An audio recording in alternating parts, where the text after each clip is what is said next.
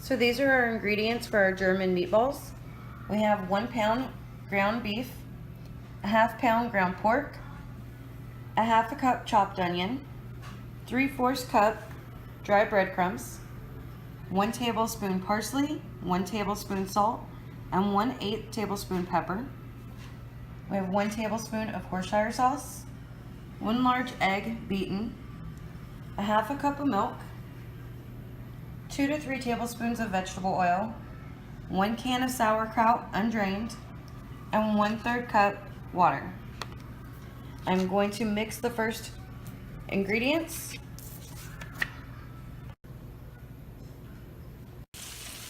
We're browning the meatballs now. Okay, here are our finished meatballs, and I've topped them with the parsley. Directions for the check cheese sauce. In a saucepan, heat the cream cheese over medium to low heat, stirring until melted and smooth. Gradually stir in the whipping cream. Continue mixing until smooth. Add the Parmesan cheese and other seasonings. It will become very thick at this point.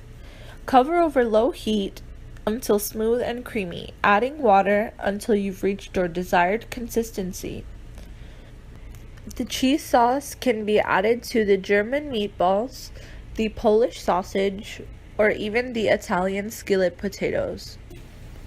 For our cheese sauce, I have 8 ounces of cream cheese softened, 3/4 cup whipping cream, a ½ cup of Parmesan, 1/4 teaspoon of pepper, 1/8 teaspoon of nutmeg, 1/4 teaspoon of salt, and ½ a teaspoon of garlic minced. So now I'm going to go ahead and measure these ingredients and cut the garlic. I have mixed together our heavy cream, our nutmeg, our Parmesan, and our pepper. And I have also started over here, and I am melting our cream cheese. So when this is fully melted, I will slowly start adding in the other mixture, and then that will be our cream or our cheese sauce. Directions for the Polish sausage. Heat oil in a large skillet over medium to high heat. Cook onions for about 15 minutes, stirring occasionally, then reduce the flame to medium heat. Stir in the kielbasa sausage, cover, and cook for 15 minutes or until the onions have also become caramelized. And here is our Polish kielbasa sausage that I have cut. Okay, I am now heating our onion or our Polish sausage. So I have put the oil in the pan and added the onions. I am going to cook them on low for 15 minutes, and then I will be adding our Polish sausage to it. Put the potatoes in a large pot and cover with water. Bring to a boil, salt the water, and then cook for 5 minutes. After this, you drain it. Heat the extra virgin olive oil in a large skillet over medium-high heat.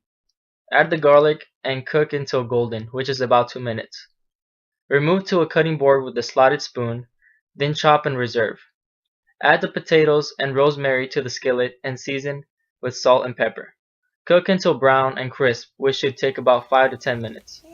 Transfer to a serving bowl and top with the garlic and cheese. Olive oil in a saucepan for our potatoes. I'm going to add the potatoes and let them cook for about 10 minutes.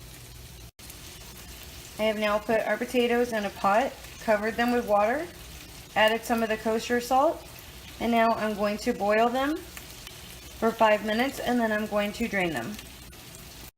I have added the rosemary, salt, and pepper. Directions for Norwegian gravy. To make the gravy, melt the butter in a medium saucepan. Stir in the flour, then mix the beef bouillon into the boiling water. Afterwards, add that to the flour mixture. Cook and stir until thickened. Then pour over the German meatballs. Okay, for our Norwegian gravy, I'm melting 4 tablespoons of butter, and I've added in 4 tablespoons of flour. Now that I have it a good consistency, I'm going to add in the boiling water that I made with the 2 beef bouillons in it.